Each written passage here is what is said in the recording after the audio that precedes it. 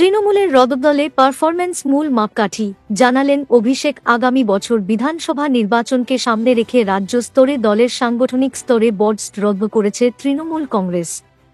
এই পরিবর্তনের নেপথ্যে কী কারণ রয়েছে তা স্পষ্ট করে দিয়েছেন দলের সর্বভারতীয় সাধারণ সম্পাদক অভিষেক বন্দ্যোপাধ্যায়।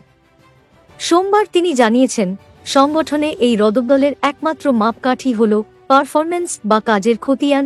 যারা দলের জন্য খেটেছেন, পরিশ্রম করেছেন, তাঁদের পুরস্কৃত করার চেষ্টা করেছে দল। অভিষেক বন্দ্যোপাধ্যায় বলেন, গত লোকসভা নির্বাচনের ফলাফল এবং সারা বছরের সাংগঠনিক কর্মকাণ্ড, এই দুটি বিষয় বিস্তারিত পর্যালোচনার ভিত্তিতেই দলে এই পরিবর্তন আনা হয়েছে।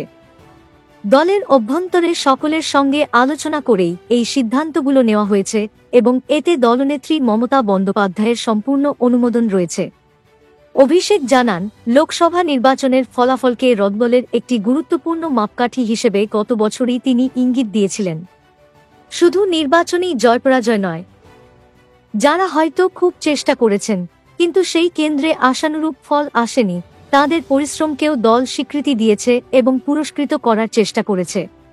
যারা দলের জন্য প্রাণপাত করেছেন, সারা বছর ধরে মানুষের কাছে সরকারের উন্নয়নমূলক কাজ পৌঁছে দিয়েছেন, তাঁদের সকলের মূল্যায়ন করা হয়েছে। সাংগঠনিক স্তরে পরিবর্তন, সংগঠনে ঠিক কী ধরনের পরিবর্তন এসেছে সে বিষয়ে অভিষেক বলেন, কে কোথায় থাকবেন না থাকবেন পারফরম্যান্সের ভিত্তিতে তা ঠিক করা হয়েছে।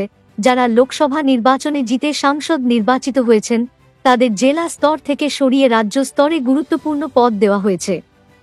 অনেক পুরনো পদাধিকারীকে সাধারণ সম্পাদক, সহসভাপতি বা সম্পাদকের মতো নতুন পদ দেওয়া হয়েছে। অনেককে আবার ব্লক স্তর থেকে সরাসরি জেলা স্তরে সুযোগ করে দেওয়া হয়েছে। অর্থাৎ সকলের ভূমিকাই পাল্টেছে এবং এই পরিবর্তন কাজের নিরিখেই হয়েছে।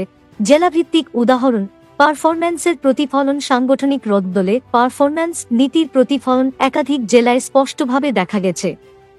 বীরভূম ও কলকাতা উত্তর, দুটি গুরুত্বপূর্ণ সাংগঠনিক জেলা। বীরভূম এবং কলকাতা উত্তরে জেলা সভাপতি পদ বিলুপ্ত করে কোর কমিটি গঠন করা হয়েছে। বীরভূমে জেলা সভাপতি অনুব্রত মণ্ডল কারাবন্দী থাকা সত্ত্বেও